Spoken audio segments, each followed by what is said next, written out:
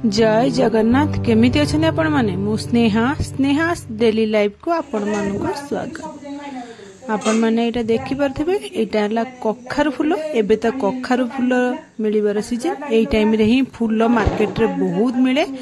आमु एई कखारु फूल रे आज आपण मानु गोटे बरा करके देखिबे। ए कखारु फूल तो प्राय त समस्त खाइबा को बढ़िया लागे।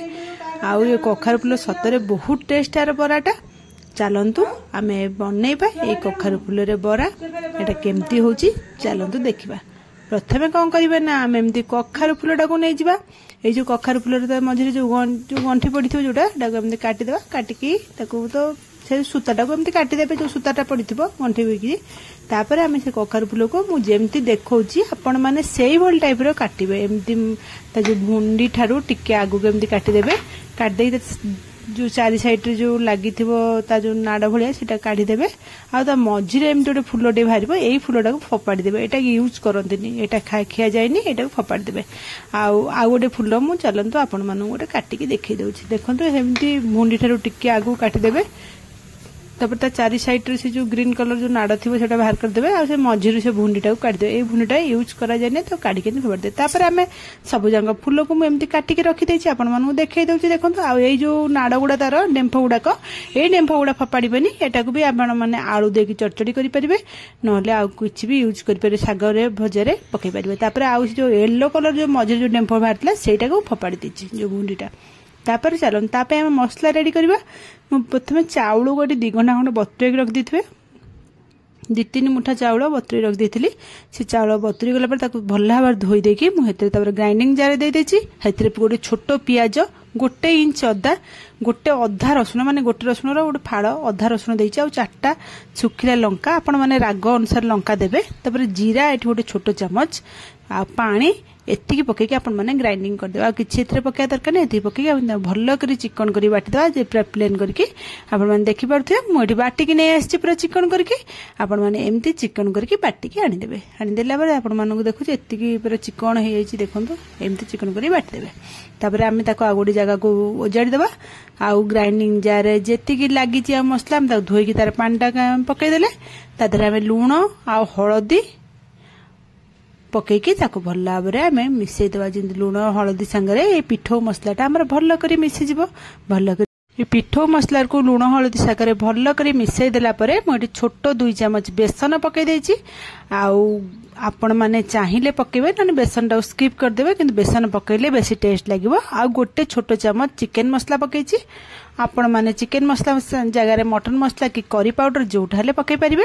गोटे छोट चामच पकई देकी ए सब जाको भल करी मिसई देबा। जेमती बेसन जो बिंडा भलिया रहि जाइते सेटा जेमती भल करी मिसिबा। आपण माने भल करी फेंडी देबे। चामच रे म एठी फेंडुछि। आपण माने हाथ रे भी ताको फेंडी दे पारंते। आपण मानू देखौछि। देखंतु पूरा भल करी मिसी गला। एतिकी पानी रखिबे। आठो अधिक पानी रखिबेनी कि बेसी मोटा रखिबेनी। तापर मोटी कखारु फूल गुड़ा आपण मानू धोईकी रखी देथिले एमती ये करके जेमती हेतु पानी सब निगडी गलाडी। मु तापर कोन करछि ना गोटे फूल भितर देखंतु आपण मानू देखुछि आ गोटे फूल को एमती भर्ती कर देबे। तळपटे एमती पुरै देबे। पुरै देले हमर फूलडा टिके मोटा रहबा। आ खाइला आडू भी पाटी की फूलडा बाजिले बहुत बढ़िया लागिवो। नले सेमती गोटिकिया फूल रे हमें बरा कले ना हमर पिठौटा बेसी मोटा है जाए। आ हमर माने फूलटा कमी जाए। आपण मानू खाइला बेलू भल लगे। कि एमती गोटे फूल भितर आ गोटे फूल भर्ती कर दियंतु। तापर एमती ताको धरिकी रखिदेबे भर्ती करके। तापर हम ताको बरा करबा। चलतु एबे बरा तैयारी करबा। तापाई एठी गोटे तावा बसै देबे। गोटे बड़ तावा टिके बसैबे। छोट तावा बसैबे नै।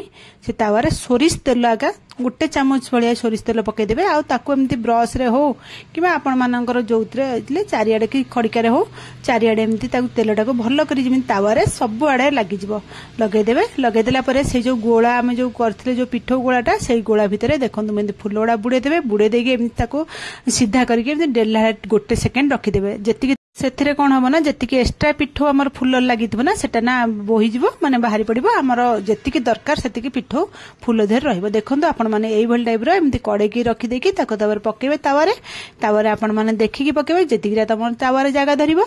एठी मु 4टा बरा आपण माने पकेकी देखै दउछि। ता पके दिला पर तापर गोटे आधा चामच हबो तेल एमती ता ऊपर पके देबे। पके दिले टिके भल हबो। कखारु फूल बरा रे टिके अधिक तेल टिके लागे।